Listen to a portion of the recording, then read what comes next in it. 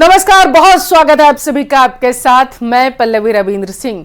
संविधान और आपातकाल पर सियासी उबाल लगातार जारी। इस बार आपातकाल का मुद्दा राष्ट्रपति ने अपने अभिभाषण के दौरान उठा दिया। उन्होंने आपातकाल का जिक्र करते हुए कहा कि 25 जून 1975 को लागू हुआ इमरजेंसी संविधान पर बड़े और सीधे हमले का काला अध्याय था। उस दौरान पूरे देश में हाहाकार मचा हुआ था, लेकिन ऐसी संवैधानिक ताकतों पर देश ने जीत हासिल करके दिखा दिया था। अब राष्ट्रपति के इस अभिभाषण पर विपक्ष ने सवाल उठाया।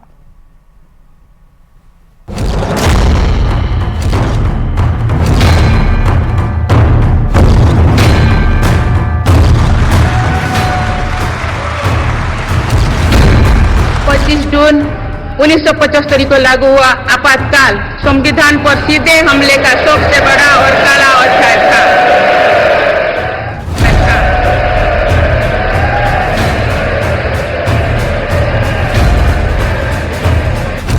संविधान के नाम भ्रम और सियासी पैगाम देने वालों के खिलाफ सत्ता पक्ष ने आपातकाल को हथियार बना लिया है। इमरजेंसी की 50वीं बरसी पर पहले पीएम मोदी ने कांग्रेस को घेरा, तो अब लोकसभा स्पीकर के बाद राष्ट्रपति द्रौपदी मुर्मू ने अपने अभिभाषण के दौरान इमरजेंसी की चर्चा की और आपातकाल को लोकतंत्र पर सबसे बड़ा हमला बताया। देश में संविधान लागू होने के बाद भी संविधान पर अनेक बार हमले हुए हैं। आज 27 जून है। 25 जून 1975 को लागू हुआ आपातकाल संविधान पर सीधे हमले का सबसे बड़ा और काला अध्याय था।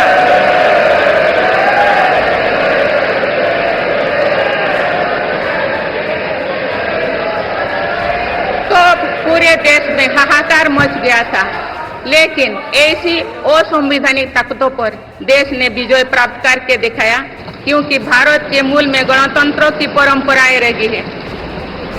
राष्ट्रपति के ऐसा बोलते ही पीएम मोदी ने मेज थपथपाकर उनकी इस बात का समर्थन किया, लेकिन राष्ट्रपति ने जब आपातकाल पर बोला तो संसद में हंगामा मच गया।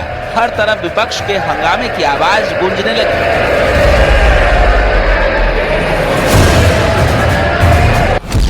दरअसल इंडिया गठबंधन के तमाम सांसद संविधान का हवाला देकर मोदी सरकार पर हमलावर हैं। ऐसे में बीजेपी ने आपातकाल का मुद्दा उठाकर विपक्ष पर तगड़ा पलटवार किया है, क्योंकि इंदिरा सरकार में आपातकाल ही ऐसा दौर था जिसमें संविधान की धज्जियां उड़ाई गई, संविधान को कैद कर लिया गया था। अब इसी मसले पर बीजेपी हमलावर है। मोदी जी, जो तुमने अघोषित इमरजेंसी लगा रखी है, पहले इसका जिक्र करो। जिस तरीके से निर्वाचित मुख्यमंत्रियों को, मंत्रियों को जो आपके खिलाफ आवाज उठाता है, उसे ईडी, सीबीआई, इनकम टैक्स से, ये है इमरजेंसी। इसका जिक्र करो, इसे हटाओ। ऐसे भी जनता ने आपके प्रति इतना अविश्वास कर दिया है कि आज नहीं कल तो हटना ही होगा। 5 साल चलने वाला नहीं, एक थकी हारी सरकार का, लूली लंगड़ी सरकार का, बैसाखी पर चलने वाली सरकार का अभिभाषण। जिस गठबंधन के अंदर कांग्रेस पार्टी हो और जिस कांग्रेस पार्टी गठबंधन के अंदर समाजवादी पार्टी हो, आरजेडी हो या अन्य वैसी पार्टियां, जो देश के अंदर संविधान को किस तरह से खत्म किया गया, उसका सीधा साधा 1975 को लोग याद करते हैं। श्रीमती गांधी ने जिस ढंग से भारत के संविधान को, बाबा साहेब अम्बेडकर के संविधान को चकनाचूर करने का काम किया। संविधान की कॉपी लेकर संविधान की शपथ लेने वाले विपक्षी सांसद आपातकाल पर शांत हैं, लेकिन इमरजेंसी पर सियासी शोर सड़क से संसद तक उठ रही है। Bureau report, news 18।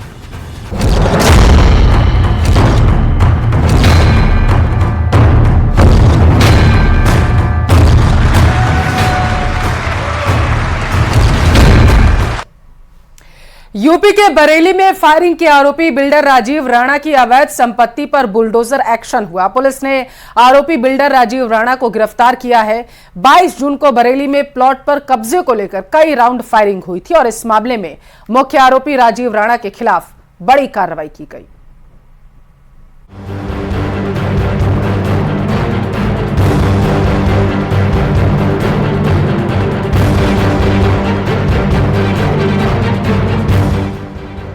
बरेली बवाल में आरोपी बिल्डर राजीव राणा का होटल सील करने के बाद अब बुलडोजर की कार्रवाई जारी है।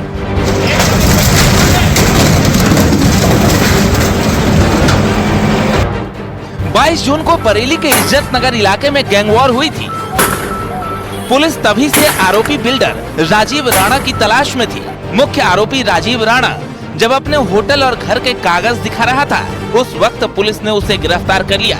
आरोपी बिल्डर राजीव राणा ने अपनी सफाई में कहा कि उसके पास प्रॉपर्टी के पूरे पेपर मौजूद हैं, लेकिन प्रशासन कागज देखने की जगह बुलडोजर एक्शन में जुटा है। मकान बीडीए अप्रूव्ड है, हमारा होटल भी बीडीए अप्रूव्ड है, उसके बाद ही मकान तोड़ा जा रहा है। कोई सुनने को तैयार नहीं है, कोई पेपर मांगने को तैयार नहीं है, सिर्फ एक तरफा कार्रवाई। हम गलत हैं, गलत है, गलत है। अब आपको बताते हैं आखिर ये पूरा मामला है क्या।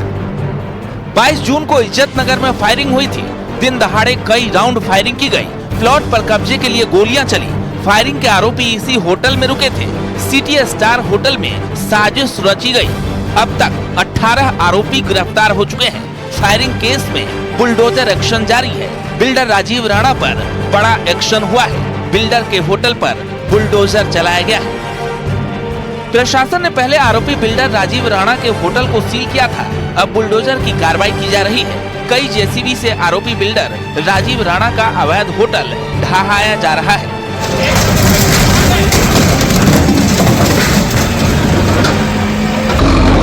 जो गोली का कांड हुआ है, इसमें इनके पास 4 बिल्डिंग्स है, चारों अवैध निर्माण है।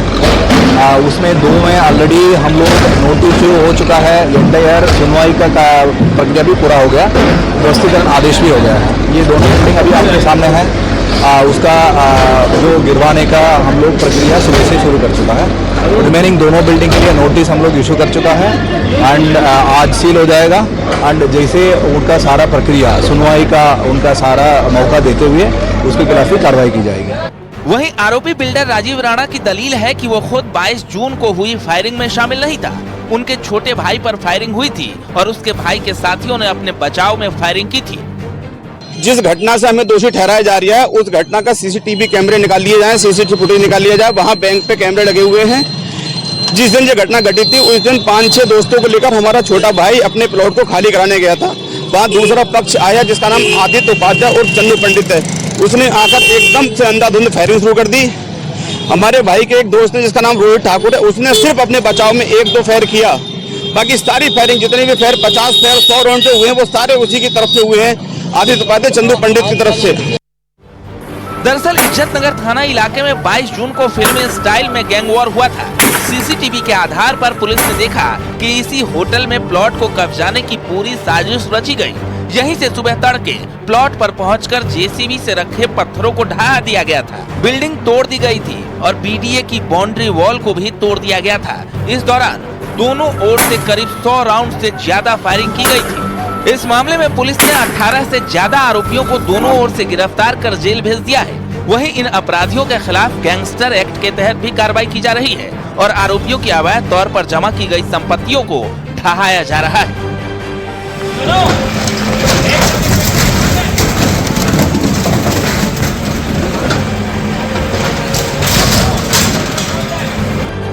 इस मामले में कई वीडियो सामने आए थे, जिसके बाद मामले की गंभीरता को देखते हुए एसपी ने थाना अध्यक्ष इज्जत नगर, दारोगा सहित 6 पुलिस कर्मियों को सस्पेंड कर विभागीय जांच बैठा दी थी। मामला शासन तक पहुंचा और योगी सरकार ने एक्शन लेते हुए कार्रवाई का आदेश दिया। एसएसपी बरेली के ट्रांसफर को भी इसी केस से जोड़कर देखा जा रहा है। न्यूज़ 18 के लिए bureau report. NEET paper leak जांच की आज अब प्रयागराज पहुंच चुकी है। प्रयागराज में बिहार पुलिस ने छापेमारी की। नीट परीक्षा में गड़बड़ी को लेकर यह छापेमारी कार्रवाई को अंजाम दिया गया। सूत्रों की माने तो डॉक्टर और उसका बेटा फरार है। डॉक्टर के बेटे ने नीट के लिए फॉर्म भरा था। जानकारों की माने तो डॉक्टर सॉल्वर गैंग के संपर्क में भी था। सूत्रों के मुताबिक डॉक्टर ने बेटे की जगह जोधपुर एम्स के छात्र से परीक्षा दिलवाई थी। डॉक्टर ने फर्जी आधार कार्ड भी तैयार कराया था।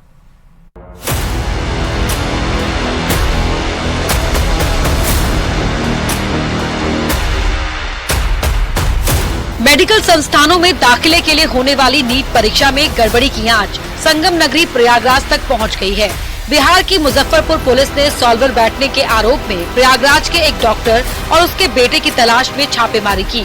हालांकि छापेमारी में डॉक्टर और उसके बेटे को बिहार पुलिस पकड़ नहीं सकी है। आरोपी डॉक्टर के बारे में जानकारी मिली है कि आरोपी डॉक्टर आरपी पांडे का नैनी के एडीए कॉलोनी में अक्षय वट अस्पताल एंड ट्रॉमा सेंटर है। मेडिकल संस्थानों में दाखिले के लिए हुई नीट परीक्षा में गड़बड़ी की आंच अब संगम नगरी प्रयागराज तक पहुंच गई है। इस परीक्षा में साल्वर गैंग बैठाने का मामला प्रयागराज से भी जुड़ रहा है। दरअसल प्रयागराज के नैनी इलाके में रहने वाले डॉक्टर आरपी पांडे, जिनका की ये अक्षय वट अस्पताल मौजूद है, इसी अस्पताल में रहने वाले डॉक्टर पांडे ने अपने बेटे को नीट परीक्षा पास कराने के लिए साल्वर गैंग से संपर्क किया और उनके बेटे का जो परीक्षा केंद्र था वो मुजफ्फरपुर के डीएवी कॉलेज में था। और आरोप यह है कि वहां पर जोधपुर एम्स के एमबीबीएस का एक छात्र हुक्मा राम फर्जी तरीके से परीक्षा देने पहुंचा था। आरोपी डॉक्टर आरपी पांडे ने अपने बेटे को नीट की परीक्षा दिलाने के लिए आवेदन फॉर्म भरा था। आरोपी डॉक्टर आरपी पांडे पहले से ही सॉल्वर गैंग के संपर्क में था। डॉक्टर के बेटे का सेंटर बिहार के मुजफ्फरपुर के डीएवी कॉलेज में पड़ा था। आरोपी डॉक्टर आरपी पांडे ने जोधपुर एम्स के एमबीबीएस छात्र हुक्मराम को तैयार किया। बेटे की जगह परीक्षा देने के लिए सॉल्वर को तैयार किया गया। उसकी जगह फर्जी आधार कार्ड भी सॉल्वर गैंग ने ही बनवाया था। परीक्षा देते हुए सॉल्वर हुक्माराम पकड़ लिया गया था। पूछताछ में प्रयागराज के orthopaedic surgeon doctor RP Pandey के बारे में जानकारी दी थी। सॉल्वर गैंग ने डॉक्टर के बेटे राज पांडे के बदले परीक्षा देने के लिए 4 लाख रुपए दिए थे। हालांकि पूछताछ के दौरान लापरवाही के चलते सॉल्वर हुक्माराम फरार हो गया था। बताया जा रहा है कि यहाँ पर करीब 1 हफ्ते पहले मुजफ्फरपुर पुलिस आई थी, यहाँ पर पूछताछ की है, लेकिन उसके पहले ही डॉक्टर यहाँ से निकल गया था और डॉक्टर के साथ साथ उसका बेटा भी फरार है। डॉक्टर अगर आरपी पांडे के बारे में बताएं तो न केवल ये ऑर्थोपेडिक सर्जन है बल्कि इनका ये अक्षय वट अस्पताल है। इसके अलावा अमर ज्योति एक अस्पताल मुंगारी में नैनी इलाके में है। इनका एक फार्मेसी का भी कॉलेज है। तो इस तरह से तमाम यहाँ पर इनके कॉलेज हैं, हॉस्पिटल है जिसको वो रन कर रहे हैं। तो बेटे को डॉक्टर बनाने के लिए उन्होंने नीट परीक्षा में साल्वर गैंग का सहारा लिया, इस बात का आरोप लग रहा है। प्रयागराज के orthopaedic surgeon doctor RP Pandey और उसके बेटे राज पांडे की तलाश में बिहार पुलिस 1 हफ्ते पहले से छापेमारी कर रही है, लेकिन आरोपी डॉक्टर लगातार फरार बताया जा रहा है। वहीं नीट परीक्षा में सॉल्वर गैंग का खुलासा होने के बाद बिहार की मुजफ्फरपुर पुलिस जोधपुर से लेकर प्रयागराज तक छापेमारी कर रही है। माना जा रहा है कि आरोपी डॉक्टर आरपी पांडे की गिरफ्तारी के बाद सॉल्वर गैंग को लेकर और भी सनसनीखेज खुलासे हो सकते हैं। मुजफ्फरपुर पुलिस इस पूरे मामले में जांच पड़ताल कर रही है। प्रयागराज से लेकर राजस्थान के जोधपुर तक इस मामले में छापेमारी की जा रही है। फिलहाल डॉक्टर और उसका बेटा फरार है। इसके साथ ही साथ हुक्मा राम भी अभी तक बिहार पुलिस के हाथ से नहीं चढ़ा है। तो कुल मिलाकर नीट के तार अब संगम नगरी प्रयागराज से भी जुड़े हैं। माना जा रहा है कि आने वाले दिनों में जब पुलिस डॉक्टर को गिरफ्तार करेगी या उसके बेटे को पकड़ेगी तो और भी कुछ सनसनीखेज खुलासे इस मामले में हो सकते हैं। सर्वेश दुबे, न्यूज 18 प्रयागराज। सवाई माधोपुर से बड़ी खबर है जहां पर टोंक एसीबी की कार्रवाई देखने को मिली है। बताया जा रहा है कि गोठड़ा हल्का पटवारी आशीष मीणा को ट्रैप किया गया है। 6000 की रिश्वत लेते रंगे हाथों इसे दबोचा गया। जमीन का नामांतरण खोलने के एवज में इसने घूस मांगी थी, ऐसी जानकारी है। एसीबी की टीम ने एक बार फिर से बड़ी कार्रवाई को अंजाम दिया है जहां पर पटवारी आशीष मीणा को ट्रैप किया गया। 6000 की रिश्वत जो है इसने मांगी थी, ऐसा बताया जा रहा है। नीट पेपर लीक मामले में जांच का दायरा बढ़ता हुआ झारखंड तक जा पहुंचा। रांची, हजारीबाग और देवघर जैसे जिलों का नाम इस फहरिस्त में अब जुड़ चुका है। आने वाले दिनों में इन जगहों पर सीबीआई की टीम भी पहुंचेगी। अब तक जांच में कई अहम खुलासे हो चुके हैं। एक ऐसा ही चौंकाने वाला राज से पर्दा उठ चुका है। क्या है वो राज, रिपोर्ट में देखिए।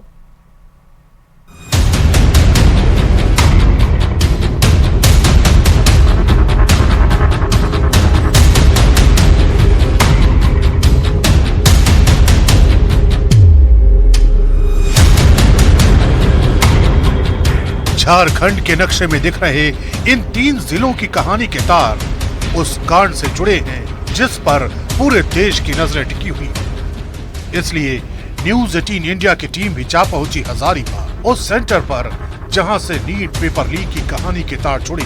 दावा किया जा रहा है कि प्रश्न पत्र जिस कुरियर कंपनी से हजारीबाग तक पहुंचे उसकी सर्विस में लापरवाही बरती गई। लिहाजा हम भी सच की तलाश में उस कुरियर कंपनी के दरवाजे तक पहुंच गए। नीट पेपर लीक मामले में जो तार हैं वो झारखंड से भी जुड़ गए हैं और उसका जो प्रमुख केंद्र रहा है वो हजारीबाग रहा है। बता दें कि सबसे पहले नीट का पेपर जो है वो 3 मई को इसी ब्लू डार्ट कुरियर में पहुंचा था। हजारीबाग स्थित ये नूतन नगर का इलाका है जहां पर ये जो कुरियर है वो पहुंचा था। उसके बाद यहां से 4 तारीख को जो है वो SBI ब्रांच में ये तमाम पेपर्स को भेजा गया था। खबर तो ये भी है कि लापरवाही इस कदर बढ़ती गई कि प्रश्न पत्र को बिना किसी सुरक्षा के ई-रिक्शा के जरिए पहुंचाया गया। नीट पेपर लीक मामले में हजारीबाग का नाम जो है वो अहम रूप से सामने आया है। बता दें कि कुरियर जो ब्लू डार्ट कुरियर था वहां से टोटो के माध्यम से जो ई रिक्शा है उसके माध्यम से जो क्वेश्चन पेपर है वो बक्सों में यहाँ पर लेके आया गया था, जिसमें सिर्फ एक ड्राइवर था और SBI के इसी ब्रांच में उन पेपर्स को जमा किया गया था। जिसके बाद यहाँ से जो पेपर्स हैं, जो क्वेश्चन पेपर्स हैं, वो एग्जामिनेशन सेंटर तक गए हुए थे। शक इसलिए और गहरा हो रहा है क्योंकि प्रश्न पत्र के जिस डिजिटल बॉक्स को खुद 1:15 बजे खुल जाना चाहिए था, उसे मैनुअल लॉक की तरह काट कर निकालना पड़ा। बॉक्स खोलने का एस्टिमेटेड टाइम है 1:15, उस समय वो बीप करता है और स्वयं खुल जाता है। इस बार हम लोग भी वही वेट कर रहे थे कि वो स्वयं खुल जाएगा, ना बीप की आवाज आई ना खुला। 5 सेंटर्स मेरे अंडर में थे, 5 सेंटर्स में एग्जैक्टली यही चीज हुआ। तो हम लोगों ने NTA को इन्फॉर्म किया कि इस तरह का ना कोई बीप की आवाज आई ना लॉक खुला।